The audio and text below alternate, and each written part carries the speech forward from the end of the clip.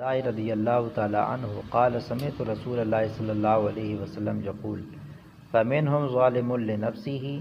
یعنی الظالم یؤخذ منه فی مقامه ذلك فذلك الهم والحزن ومنهم مقتصد قال يحاسب حسابا يسيرا ومنهم سابق بالخيرات بإذن الله